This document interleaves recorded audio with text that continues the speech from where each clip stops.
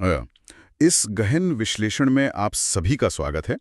आज हम अपनी पृथ्वी के वायुमंडल यानी अर्थ्स एटमॉस्फेयर की गहराइयों में गोता लगाने वाले हैं।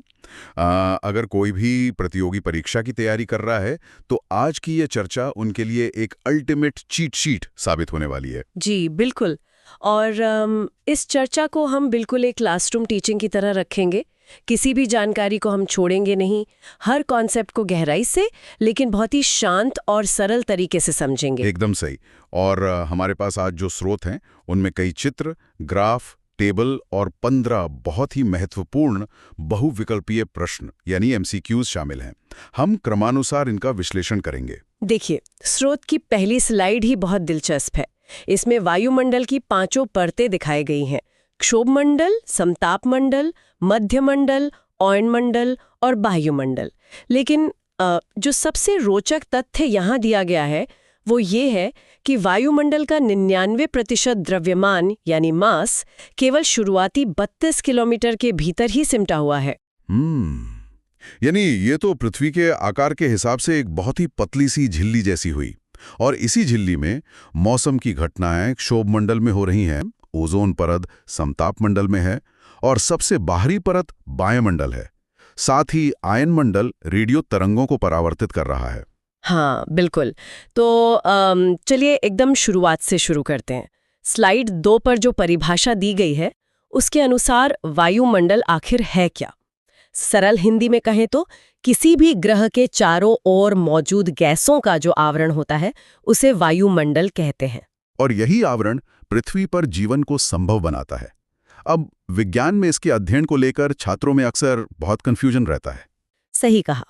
देखिए, इसके अध्ययन की 2 मुख्य शाखाएं हैं।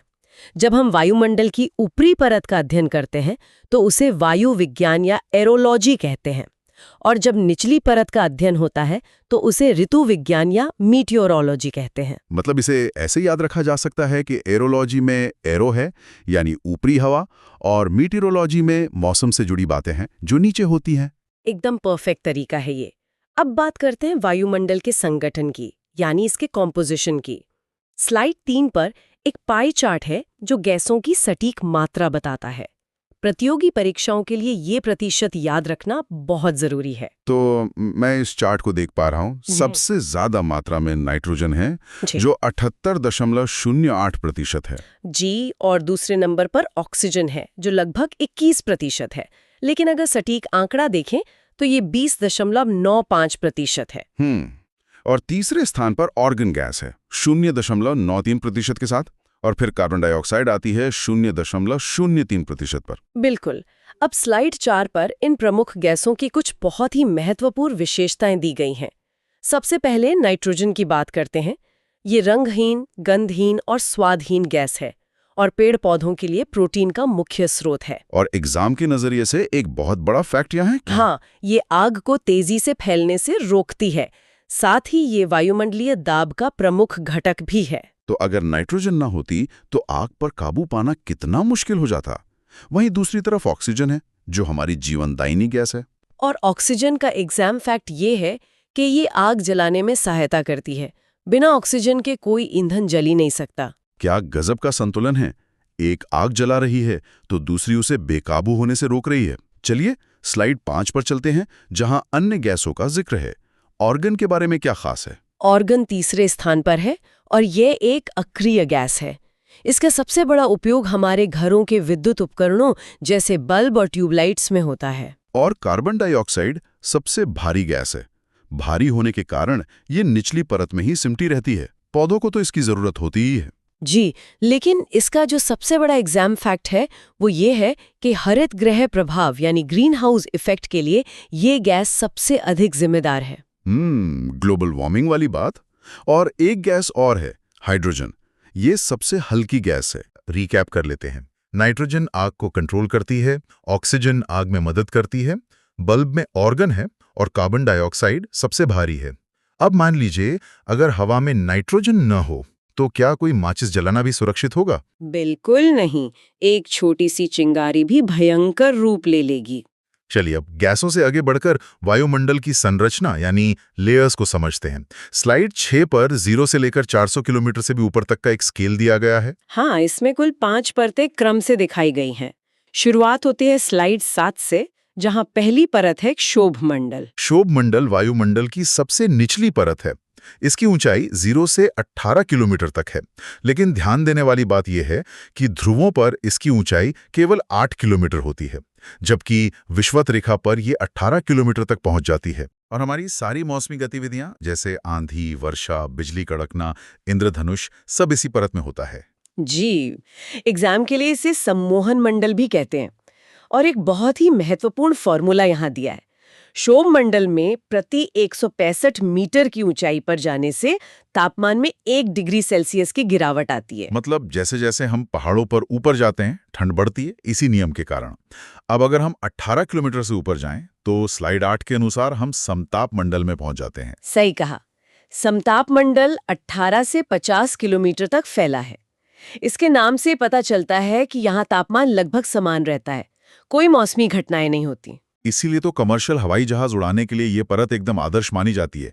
पायलट बादलों और तूफानों के ऊपर आराम से उड़ान भर सकते हैं। और इसी समताप मंडल में हमारी रक्षक ओजोन परत भी स्थित है। ओजोन परत सूर्य से आने वाली हानिकारक पराबैंगनी किरणों यानी यूवी रेस से हमें बचाती है। और ओजोन की मोटाई मापने के लिए डॉप्सन इकाई का इस्तेमाल होता है। ये फैक्ट परीक्षा में बहुत बार पूछा जाता है। बिल्कुल।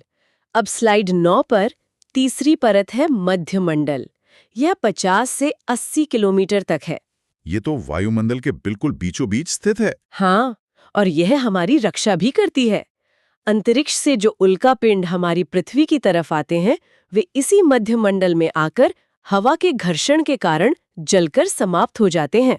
एक तरह से ये हमारा डिफेंस सिस्टम है। हाँ, इसके बाद स्लाइड 10 पर आती है चौथी परत आयन मंडल, जो 80 से 400 किलोमीटर तक फैली है। यहाँ विद्युत आवेशित कणों की उपस्थिति होती है, जिन्हें आयन कहते हैं। यह परत पृथ्वी से भेजी जाने वाली रेडियो तरंगों को परावर्तित करती है।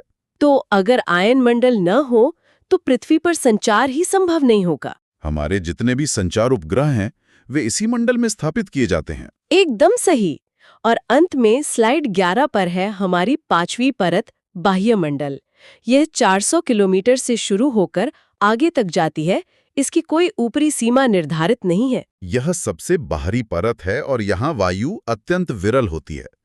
एग्जाम के लिहाज से यहाँ कौन सी गैसें पाई जाती हैं? इस परत में हाइड्रोजन और हीलियम गैसों की सर्वाधिक अधिकता पाई जाती है। बहुत बढ़िया। तो हमने देखा कि हवाई जहाज समताप मंडल में उड़ते हैं और उल्कापिंड मध्यमंडल में जलते हैं। अब स्लाइड 12 पर चलते हैं, जहां 2 महत्वपूर्ण वायुमंडलीय घटनाओं का जिक्र है, ओजोन परत और हरित ग्रह प्रभाव। ओजोन परत के बारे में हम जान चुके हैं कि वो यूवी किरणों को सोख लेती है, लेकिन हरित ग्रह प्रभाव को समझना बहुत जरूरी है। हाँ, कार्बन डाइऑक्साइड जैसी भारी गैसें पृथ्वी से वापस लौटने वाली ऊष्मा को रोक लेती हैं। इसे एक कंबल ओढ़ने वाले उदाहरण से समझे। जब आप कंबल ओढ़ते हैं तो शरीर की गर्मी बाहर नहीं जा पाती और आपको गर्माहट मिलती है। वैसे ही ये गैसें पृथ्वी के तापमान को संतुलित रखती हैं। लेकिन अगर कंबल बहुत मोटा हो जाए तो पसीना आने लगेगा, यानी इन गैसों की अधिकता से ही ग्लोबल वार्मिंग होती है। बिल्कुल सही। अब स्लाइड 13 पर एक बहुत ही खास ग्राफ है जो ऊंचाई के साथ तापमान में होने वाले परिवर्तन को दर्शाता है। मैं इस ग्राफ को देख रहा हूं। ये एक जिगजैग लाइन की तरह है। चलिए इसे श्रोताओं के लिए डिकोड करते हैं। क्षोभ मंडल में जब हम ऊपर जाते हैं तो लाइन बाईं ओर जाती है, जिसका मतलब है तापमान घटता है। वही 165 मीटर वाला नियम। लेकिन जैसे ही हम समताप मंडल में पहुंचते हैं, लाइन स्थिर होकर दाईं ओर जाने लगती है। ऐसा ओजोन परत के कारण होता है, जो गर्मी सोखकर तापमान बढ़ा देती है।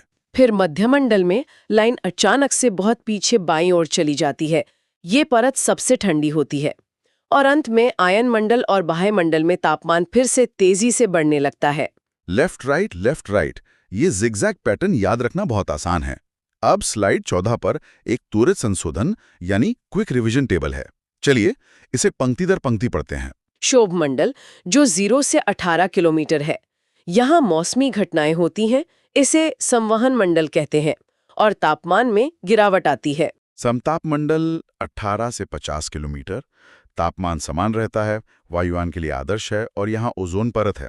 मध्यमंडल 50 से 80 किलोमीटर, ये बीच की परत है जहां उल्कापिंड जलकर नष्ट हो जाते हैं। आयन मंडल 80 से 400 किलोमीटर। यहाँ आवेशित कण हैं, रेडियो तरंगें परावर्तित होती हैं और संचार उपग्रह यही हैं। और बहिर्मंडल 400 किलोमीटर से ऊपर, यहाँ वायु विरल है और हाइड्रोजन तथा हीलियम गैस की अधिकता है। शानदार रिवीजन। और अब स्लाइड 15 से 19 तक हमारा वस्तुनिष्ठ प्रश्न यानी एमसीक्यू सत्र है। मैं एक एक करके पूरे 15 प्रश्न पढ़ूंगा और आप उनके सही उत्तरों का कारण सहित विश्लेषण करेंगी। मैं तैयार हूँ, चलिए शुरू करते हैं। पहला प्रश्न, वायुमंडल में सर्वाधिक मात्रा वाली गैस कौन सी है? उत्तर है नाइट्रोजन। यह पूरे वायुमंडल में सबसे ज्यादा पाई जाती है और आग को कंट्रोल करती है। दूसरा प्रश्न, वायुमंडल में नाइट्रोजन का प्रतिशत कितना है? 78.08%। ये एकदम सटीक आंकड़ा याद रखना है। तीसरा प्रश्न, भविष्य का ईंधन किसे कहा जाता है? हाइड्रोजन को, क्योंकि ये सबसे हल्की है और जलने पर सबसे ज्यादा ऊर्जा देती है। चौथा प्रश्न, पृथ्वी के सबसे समीप की परत कौन सी है? क्षोभमंडल, जिसमें हम रहते हैं और सांस लेते हैं। पांचवां प्रश्न, मौसमी दशाओं वाली घटनाएं कहाँ होती हैं? इसका उत्तर भी क्षोभमंडल है, क्योंकि सारा मौसम का बदलाव यहीं होता है। छठा प्रश्न, संवहन मंडल किसे कहते हैं? क्षोभमंडल को ही संवहन मंडल कहते हैं, क्योंकि यहाँ हवा का संवहन होता है। सातवां प्रश्न, ओजोन परत कहाँ पाई जाती है? समताप मंडल में। यह हमारे यूवी किरणों से रक्षा करती है। आठवां प्रश्न, ओजोन परत की मोटाई मापने की इकाई क्या है? डॉब्सन इकाई। इससे पता चलता है कि ओजोन का कवच कितना मोटा है। नौवां प्रश्न, जेट विमानों के लिए समताप मंडल आदर्श क्यों है? क्योंकि यहाँ कोई बादल या मौसमी घटनाएं नहीं होती, जिससे उड़ान एकदम शांत रहती है। 10वां प्रश्न, रेडियो तरंगों को परावर्तित करने वाली परत कौन सी है? आयन मंडल। यहीं के आयन्स इन तरंगों को वापस पृथ्वी पर भेजते हैं। 11वां प्रश्न, संचार उपग्रह कहाँ स्थित होते हैं? आयन मंडल में ही, ताकि दुनिया भर में कम्युनिकेशन हो सके। 12वां प्रश्न, ग्रीन हाउस प्रभाव के लिए उत्तरदायी गैस कौन सी है? Carbon dioxide. यही गैस पृथ्वी का तापमान बढ़ा रही है। 13वां प्रश्न, उल्कापिंड किस परत में जलकर समाप्त होते हैं? मध्यमंडल में। ये हमारी पृथ्वी की ढाल है। 14वां प्रश्न, पृथ्वी की सतह से सबसे दूर वातावरणीय परत कौन सी है? बाह्य मंडल। ये सबसे ऊपरी परत है। 15वां और आखिरी प्रश्न, किस स्तर में तापमान में बहुत अधिक उतार चढ़ाव नहीं होता? समताप मंडल में। तभी तो इसका नाम समताप है। बहुत खूब। हमने वायुमंडल के हर पहलू को बहुत ही बेहतरीन तरीके से कवर कर लिया है। अब इस चर्चा को समेटने का समय आ गया।